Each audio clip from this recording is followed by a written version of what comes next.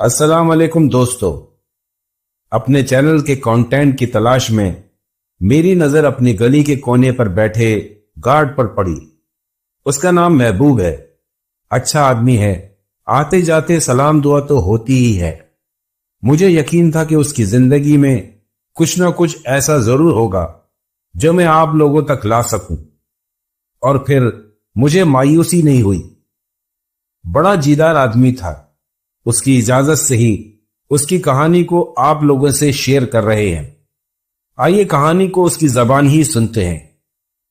میرا نام محبوب ہے، میرا تعلق KPK سے ہے۔ ہم غریب متوسط طبقے کے لوگ ہیں۔ ہم پٹھانوں میں خاص بات یہی ہوتی ہے کہ ہم بڑے بہادر ہوتے ہیں اور کافی سخت جان بھی ہوتے ہیں، اور محنت والے کام ہم بخوشی کر لیتے ہیں۔ یہ 2011 کی بات ہے۔ اس وقت میری پہلی نوکری ایک ادارے میں بطور گارڈ لگی۔ اس ادارے کے برابر میں ہی کچھ رہائشی عمارتیں بھی تھیں۔ بطور گارڈ میری ڈیوٹی مین گیٹ پر ہی تھی۔ چونکہ یہ جگہ میرے گھر سے کافی دور تھی، مجھے اس جگہ کے بارے میں خاص معلومات بھی نہیں تھی۔ نوکری کا پہلا دن تھوڑا مشکل تھا۔ دفتر تو شام 5 بجے ہی بند ہو جاتے تھے اور لوگ چلے جاتے تھے۔ بس جمیل صاحب آفس میں تھے، کسی کام میں مصروف تھے۔ میرے آنے کے بعد 7:30 بجے وہ سب کچھ لاک کر کے نکلے اور مجھے الوداعی ہاتھ ہلاتے اور خیال سے رہنا بولتے ہوئے وہ روڈ پر پیدل ہی چل دیے۔ یہاں آس پاس رہائشی عمارتیں بھی تھی، لیکن وہاں بھی کوئی رونق نہیں تھی۔ دکانیں وغیرہ اگلے روڈ پر اسٹاپ کے ساتھ تھی۔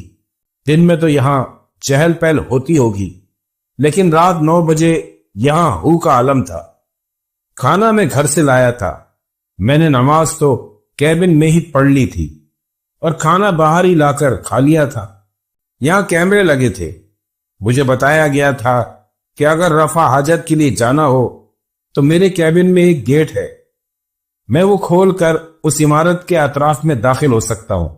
چونکہ یہ عمارت کافی پرانی تھی اور پرانے ہی طرز پر بنی ہوئی تھی۔ باؤنڈری وال کے اندر آپ اگر ایک طرف سے جائیں تو گھوم کر واپس وہیں پہنچ جائیں گے۔ اس کا ایک گیٹ اور بھی تھا۔ وہاں کافی سارے پودے اور کیاریاں بنی ہوئی تھی، جو دن میں تو کافی خوبصورت لگتی ہوں گی، لیکن رات میں ہولناک لگتی تھی۔ وہیں گیٹ کے ساتھ ہی پبلک واش روم بنے ہوئے تھے۔ اس کے آگے پانی کے کولر بھی لگے تھے۔ یہ لوگوں کی سہولت کے لیے بنائے گئے ہوں گے۔ مین گیٹ تو لاک ہوتا تھا، لیکن عمارت کے اطراف میں داخل ہونے کا ایک راستہ میرے کیبن سے بھی تھا، لیکن عمارت میں پھر بھی نہیں جا سکتے تھے۔ وہ الگ سے بنی ہوئی تھی، جو کہ پوری لاک ہوتی تھی۔ یہ صرف باہر کا ایریا تھا اور میری رسائی بھی باہر کے ایریا تک ہی تھی۔ میں کولر سے پہلے ہی مٹکا بھر کے لے آیا تھا اور کیبن میں رکھ دیا۔ اطراف کا جائزہ لیتا رہا۔ 11 بجے تک میری بس ہو گئی۔ ایک انسان اکیلا سنسان جگہ پر کتنی دیر بیٹھ سکتا ہے؟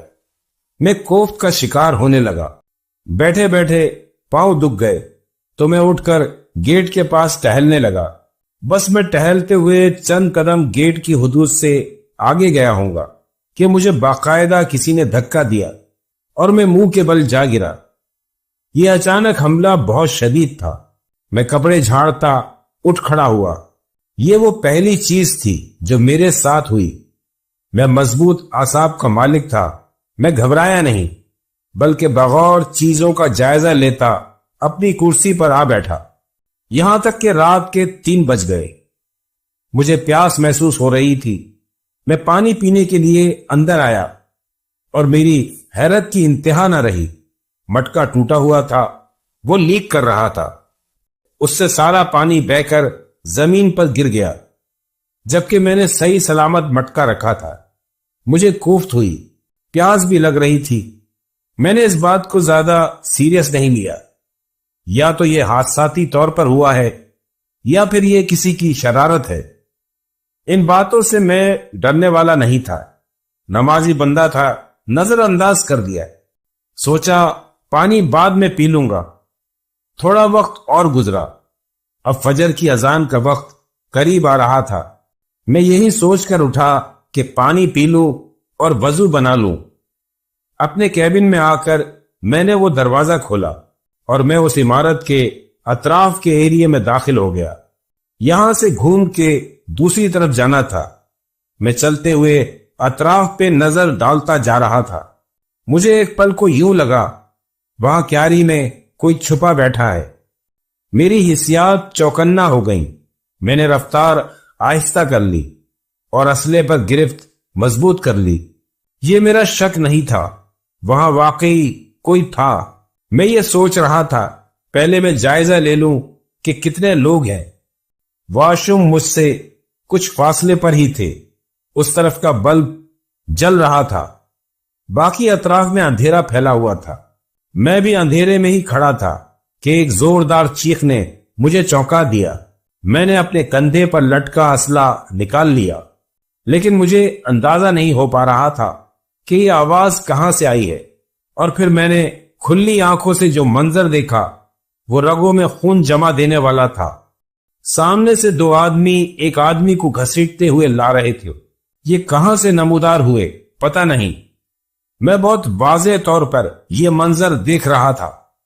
میں نے اسلحہ ان پر تان لیا اور ان کو آواز لگائی، کون ہو تم؟ لیکن وہ لوگ جیسے مجھے دیکھ ہی نہیں رہے تھے۔ میرے سامنے اس آدمی نے پھر سے چیخ ماری اور نہ جانے کیوں میرے پاؤں زمین نے جکڑ لیے تھے۔ میں نے ان کو للکارا، اس کو چھوڑ دو ورنہ میں گولی چلا دوں گا۔ ان پر کوئی اثر نہ ہوا۔ وہ بلب کی روشنی میں آ گئے۔ ان کے چہروں پر اب میری نظر پڑی۔ ان لوگوں کے چہرے بے انتہا مکروہ تھے۔ میں تو ان کو دیکھ کر ہیبت میں آ گیا۔ اور پھر اس آدمی نے تیسری چیخ ماری۔ وہ ایسی تھی جیسے کسی جانور کو ذبح کیا جا رہا ہو۔ عین اسی وقت اذانوں کی آواز گونجی اور وہ منظر میری آنکھوں کے سامنے ہوا میں تحلیل ہو گیا۔ کوئی اور میری جگہ ہوتا تو وہ بے ہوش ہو چکا ہوتا۔ میں چونکہ مضبوط اعصاب کا مالک تھا وہیں کھڑا رہا۔ وہاں جو بھی چیز تھی اذان کی آواز سے اس کا زور ٹوٹ گیا تھا۔ میں نے آیت الکرسی پڑھی اور خود کا حصار کھینچا، وضو کیا اور کیبن میں جا کر نماز ادا کی۔ پھر اس کے بعد ایسا کچھ نہ ہوا۔ صبح کی روشنی پھیلی تو رات کا وہ ماحول اور وہ سناٹا چھٹ گیا۔ پرندوں کی چہچہاٹ اور اطراف میں گاڑیاں بھی آنے جانے لگی۔ بچے اسکول جا رہے تھے اور لوگ دفتر۔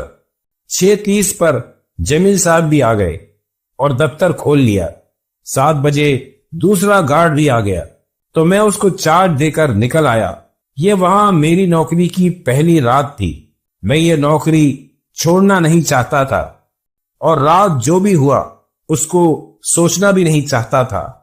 گھر آ کر میں ناشتہ کر کے جو سویا تو شام 4 بجے تک بے خبر سوتا رہا۔ ہوش میں تو میں جب آیا جب مجھے وہی چیخ کی آواز خواب میں سنائی دی، جس سے میں ہڑبڑا کر اٹھ گیا۔ جب اٹھا تھوڑی دیر تک تو دماغ نے کام ہی نہیں کیا۔ پھر وقت دیکھا تو بس اٹھ کر نماز ادا کی اور تیاری شروع کر دی۔ اب آج رات کیا ہونے والا تھا پتہ نہیں۔ مجھے ڈر نہیں تھا، لیکن ہاں لاشعور میں کچھ تو تھا۔ جبھی وہ چیخ مجھے خواب میں سنائی دی۔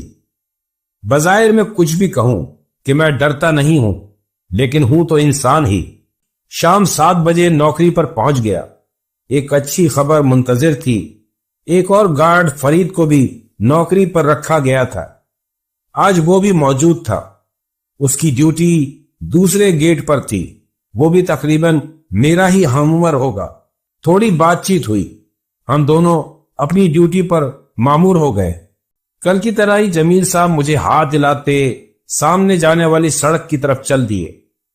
ویسے وہ سڑک بھی عجیب تھی، سیدھی سڑک اور اطراف میں جھاڑیاں۔ اس طرف کوئی عمارت بھی نہیں تھی۔ میں بلا ارادہ اس سڑک کو دیکھتا رہا۔ آج میں نے غور کیا، اس طرف کوئی آتا جاتا دکھا نہیں، اور شام 7 بجے کے بعد یہ بھی کوئی کم سناٹے والی جگہ نہیں تھی۔ لیکن چلو، مجھے بھی یہ تسلی تھی کہ اس جگہ پر اب میں تنہا نہیں ہوں۔ حالانکہ میرے گیٹ سے وہ دوسرا گیٹ گھوم کر جا کر آتا تھا، نہ یہاں سے وہ دکھائی دیتا تھا، لیکن پھر بھی دوسراہٹ کا احساس تو تھا، اس کو بھی اور مجھے بھی۔ اور ایک بات اور بھی تھی، ہمارے کیبن میں انٹرکام بھی لگے تھے، ہم ایک دوسرے سے رابطہ کر سکتے تھے۔ یہ انٹرکام آج ہی لگائے گئے تھے۔ آج تو میں نے کل کی طرح ٹہل نہیں لگائی اور نہ ہی میں گیٹ کی حدود سے آگے گیا۔ کل والا حملہ میں نہیں چاہتا تھا کہ دوبارہ ہو۔ بس وقت گزرتے رات کا 1 بج گیا۔ 2 بار میں نے انٹرکام پر فرید سے حال احوال بھی لیا۔ اس کا بھی آج پہلا دن تھا۔ مجھے کھٹکا تھا کہ اس کے ساتھ کوئی کارروائی نہ ہو جائے۔ میں نے خود سے تو اس کو کچھ نہیں بتایا۔ اس کے کیبن کے ساتھ ہی تو واش روم تھا جہاں میں نے کل رات وہ مکروہ چہرے والے آدمی دیکھے تھے، لیکن اس نے یہی کہا سب ٹھیک ہے۔ میں اپنی کرسی پر اطمینان سے بیٹھا ادھر ادھر کا جائزہ لے رہا تھا۔ میری نظر تھوڑا گھوم کر جو پلٹی تو سیدھا سامنے والے روڈ پر گئی۔ میں نے اس روڈ پر کافی فاصلے پر 2 آدمیوں کو آتے دیکھا۔ عجیب کے ساتھ ساتھ یہ بہت حیرت کی بات تھی، رات کے اس پہر جب ہو کا عالم تھا، یہ کہاں سے اور کب آئے؟ میں ان پر نظر جما کر دیکھنے لگا کہ یہ کون لوگ ہیں۔ ایک خیال یہ بھی تھا کہ کیا یہ میری طرف آ رہے ہیں؟ آپ یقین نہیں کریں گے، وہ قریب آتے آتے میری آنکھوں کے سامنے جیسے ہوا میں تحلیل ہو گئے۔ میری تو ساری حسیات جاگ گئی، یعنی کل کی طرح پھر کوئی تماشا شروع ہو گیا۔ میرا دھیان فرید کی طرف لگا تھا، مجھے اس کو ہوشیار کر دینا چاہیے۔ عین اسی وقت انٹرکام کی آواز سے میں چونکا۔ میں نے پھرتی سے جا کر ریسیور اٹھایا۔ دوسری طرف فرید تھا، اس کی سانس عجیب بے ہنگم ہو رہی تھی۔ جلدی آؤ، بس اس نے اتنا ہی کہا۔ مجھے کسی گڑبڑ کا احساس ہوا۔ میں اپنی گن اٹھاتا تیزی سے دوسرے گیٹ کی طرف بھاگا۔ گیٹ پر پہنچ کر مجھے فرید نہ گیٹ پر دکھا نہ ہی کیبن میں۔ کیبن کا اندرونی دروازہ کھلا ہوا تھا، یعنی وہ عمارت کے اندرونی حصے کی طرف گیا تھا۔ مجھے کل والا واقعہ پوری جزیات کے ساتھ یاد تھا۔ میں ہمت کر کے اللہ کا نام لے کر فرید کو آواز دیتا اس دروازے سے عمارت کے حصے میں داخل ہو گیا۔ جیسے ہی میں وہاں داخل ہوا، کل کی طرح ہی وہاں کا بلب جل رہا تھا اور ماحول کل سے مختلف نہیں تھا۔ نہ جانے کس چیز سے میرا پیر ٹکرایا، میں اس سے ٹکرا کر کل کی طرح پھر منہ کے بل جا گرا۔ اب جو میں نے پلٹ کر دیکھا تو وہ فرید تھا، وہ نیچے گرا ہوا تھا۔ او خدایا، میں اپنی چوٹ بھول کر اس کے پاس گیا، وہ بے ہوش تھا۔ میں اس کو اٹھا کر کیبن میں لے آیا۔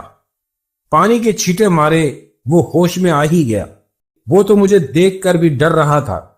کافی دیر میں اس کی حالت سنبھلی۔ اس کے ساتھ کیا ہوا تھا ابھی وہ اس بارے میں بات بھی نہیں کرنا چاہتا تھا، تو میں نے بھی اس سے کچھ نہیں پوچھا۔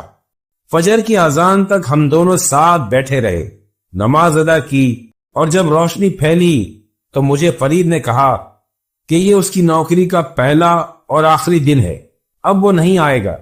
میں نے کہا فرید، جمیل صاحب کو آنے دو، ان کو بتا کر چلے جانا۔ دن کی روشنی اور گہما گہمی سے رات کے خوف کا اثر کم ہوا، تو پھر میں نے اس سے پوچھا فرید کیا ہوا تھا؟ اس کا کہنا تھا کہ وہ اطمینان سے ڈیوٹی کر رہا تھا کہ ایک چیخ کی آواز نے اس کو چوکنا کر دیا۔ وہ عمارت کے اندر کی طرف سے آئی تھی۔ ابھی وہ غور ہی کر رہا تھا کہ دوسری بار پھر چیخ سنائی دی۔ جبھی اس نے مجھے انٹرکام کیا اور فوراً آنے کو کہا، لیکن وہ میرا انتظار نہیں کر پایا۔ اس کو لگا کوئی مصیبت میں ہے۔ وہ عمارت کے اندر کے حصے کی طرف بھاگا۔ اس نے دیکھا کچھ فاصلے پہ 2 مکروہ چہرے والے آدمی کسی کو گھسیٹتے لے جا رہے ہیں۔ وہ وہی منظر بتا رہا تھا جو میں نے دیکھا تھا، لیکن اس نے یہ بتایا کہ اس کو جھٹکا جب لگا، وہ آدمی جس کو وہ گھسیٹ رہے تھے وہ کوئی اور نہیں، میں تھا۔ یہ وہ برداشت نہیں کر پایا اور بے ہوش ہو گیا۔ اس دن فرید کے ساتھ میں نے بھی نوکری چھوڑ دی، کیونکہ مجھے اندازہ ہو گیا تھا کہ وہاں جو بھی چیز تھی اس کو میری یا کسی اور کی وہاں موجودگی پسند نہیں تھی، وہ کسی بھی حد تک جا سکتی تھی۔